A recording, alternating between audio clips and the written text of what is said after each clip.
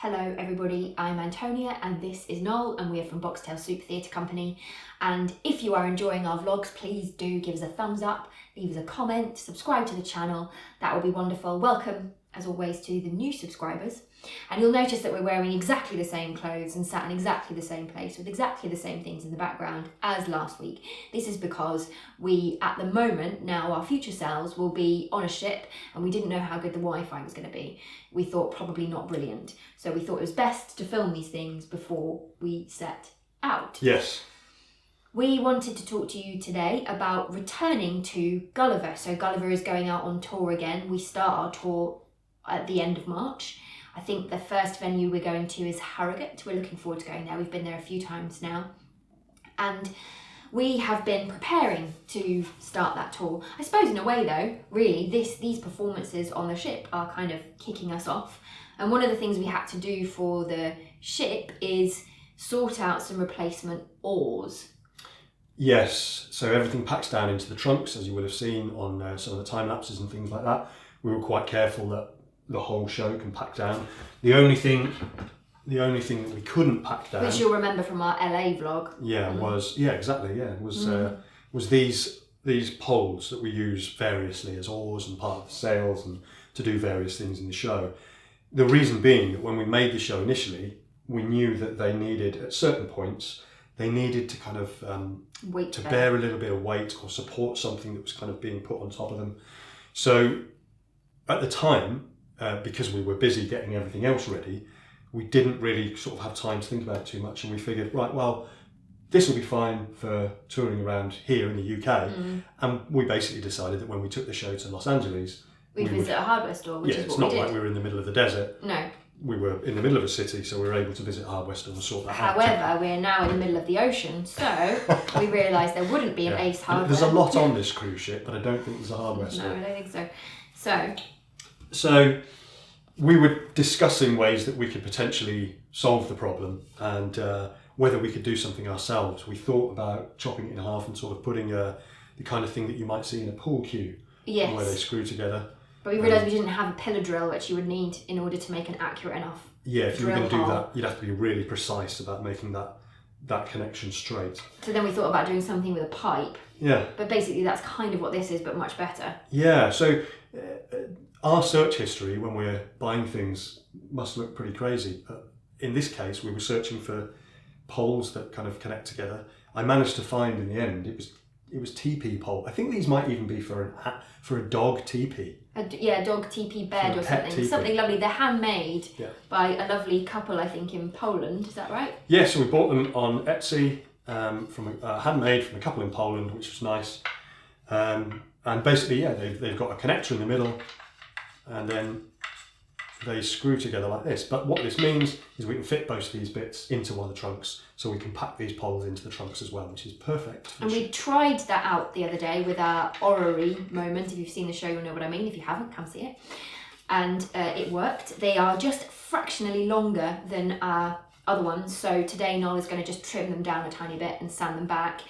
And then they're also slightly narrower in circumference. Sorry, I was going to say diameter and I realised that was the wrong measurement. The circumference is not the same. So we need to pad them out around there to make sure that they fit. Yeah. So that's our jobs for today. That's got to be done. And there's a couple of other little repairs and things, as is always the case when we, if you're on a fairly extensive tour. Yeah. And the thing is, ultimately everything is made of recycling, paper, card, that sort of thing. So it is, while tough, it is breakable. And so there were a couple of little bits that are just broken in the last couple of performances that we need to fix. A couple of things that need washing. We're using white sheeting for the Hoon hymns, for example. The horse puppets that we have is all well and good, but obviously once you've used them a few times, there are now some lovely handprints where Adam and I grip hold of them, so I'm going to wash those later today. It's kind of unavoidable. It is unavoidable.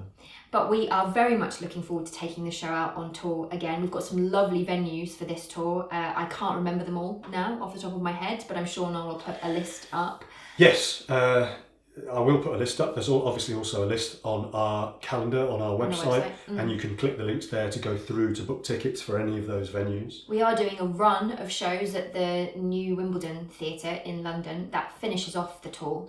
So if you are London based or anywhere near there, then do come along to those ones. There are sort of we really want to get those nice and busy. It's exciting for us as a small company to have a run in London like that. So yeah, I think there's sort of two sides to that, aren't there? One is to have a run of performances where quite a lot of the time we're doing just one or two shows in various places, and also to kind of find a decent venue in London would be really nice, because we don't often get to perform that much closer to home, and so that would be good as well.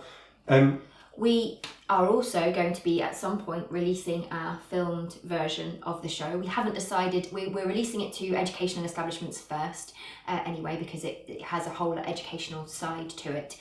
We haven't decided exactly when we're going to release it to the general public, but if you are too far away from any of our tour venues, then don't despair. You will be able to see the show, and we are sorry for not being able to get as far out as we might like to with the show. It's difficult at the moment because touring, there's very slim margins, and for us to go far away from where we're based, which is the southeast, sometimes costs us too much money, but we are trying to rectify that for future touring. But for now, you will at least be able to see.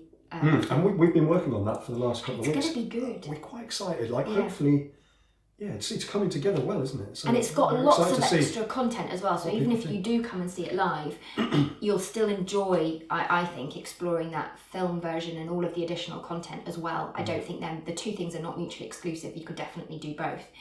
That's the idea. The other lovely thing is that the response to the show when we were touring it before has been absolutely brilliant. The feedback has been amazing. People absolutely love the show. So that is brilliant. Obviously, we had some really, really fantastic reviews when we were in Edinburgh. So to kind of have stuff added on to that and to have people giving us more feedback, it was brilliant. Won a couple of awards for that. And then, for Chris Neville-Smith, who's a lovely guy who watches an incredible amount of theatre at so many of the fringe festivals and around the rest of the country, and writes loads and loads of reviews. He chose us both as Best Adaptation for 2022 and also for Best Overall Production of 2022. So if that's not a good reason to come and see Gulliver, I don't know what is. Well, there's another good reason, maybe, if you watch our trailer. So we showed you, I think, a little while ago, a teaser for the trailer. We'd put something together. Now we've made the proper trailer with all the full kind of bells and whistles or drums. And we will show you that. There'll be a link to that at the end of the vlog, so you can go and link to that and watch that too. I'll pop it overhead. Oh, he'll pop it overhead. How exciting. So we're busy on a ship at the moment as we speak, doing Gulliver.